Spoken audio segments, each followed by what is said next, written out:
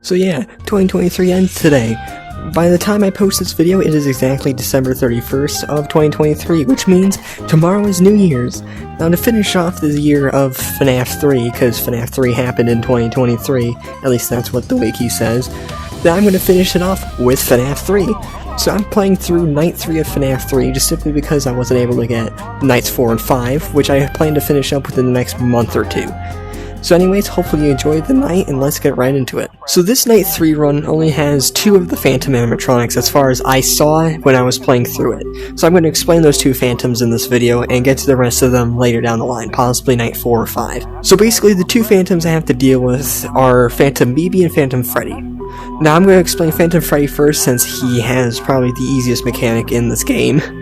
Basically Phantom Freddy will just walk along the front glass window and he will just walk past. That is if you either have the camera monitor or the reboot panel up, and he'll just walk past and you're good to go. However, if you look at him for too long and he drops down, you know a jump scare is incoming. He'll disable the ventilation until rebooted. And now there is a bit of a way to dodge him if you just move quick enough. However, in the VR port, it's just easier to not look in the window, like, at all. Like, avoid the window at all costs. Now, Phantom BB is probably the most annoying Phantom in the game. Because basically, he can appear on any camera except for the vent cameras, and looking at him for too long will cause a jump scare. You have precisely maybe 1 or so seconds to deal with him. And what you can do is you can either close the panel, swap to another cam, or swap to the ventilation system cams, and that'll deal with him. I use this a lot throughout this night, and also in my Help Wanted runs for Fnaf 3, where I just quickly swap the cams to both get rid of him and make sure I have tabs on Springtrap. Something to keep in mind of is that errors will happen more frequently, considering the audio lures will go down a lot more often because you have less and less uses as you go on through the night, eventually ending up on only 2 for Night 5 and 6.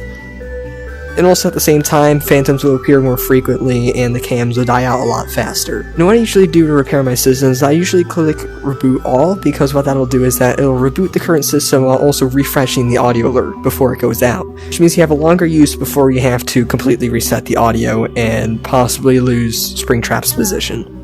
And that really should be it. There's nothing really much to this night, it's just kind of like building up to the harder nights of like 4 and 5, and then the nightmare mode. So please enjoy the rest of the night.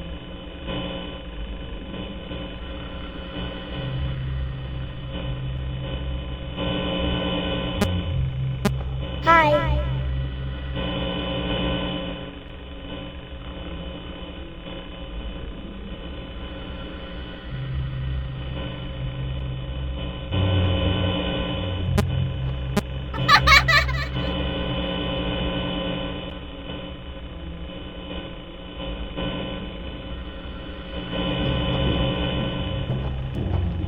Hi.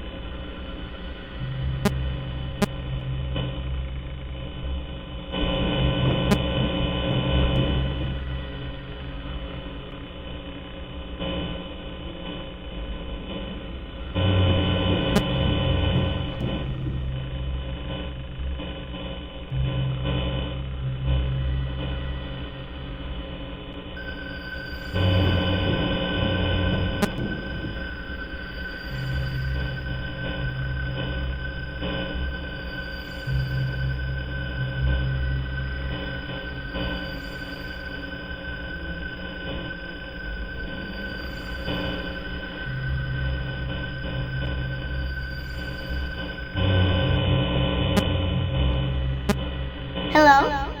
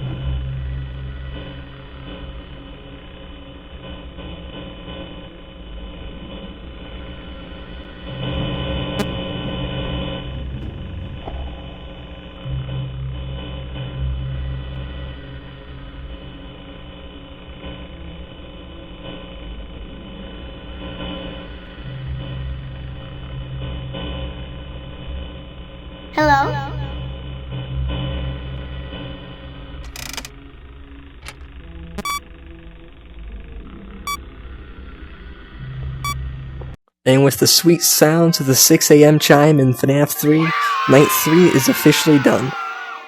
And of course, before we close out, we have the end night minigames, which I'm going to go through really quick.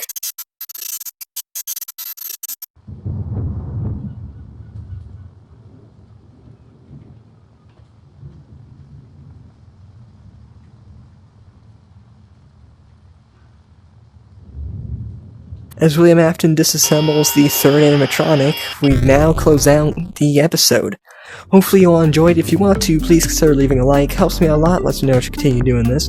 Also, if you want to, check out my Fnaf 3 playlist down below, or you can check out my Help Wanted series, which is also pinned down below. And that being said, have a happy new year. See you all in 2024.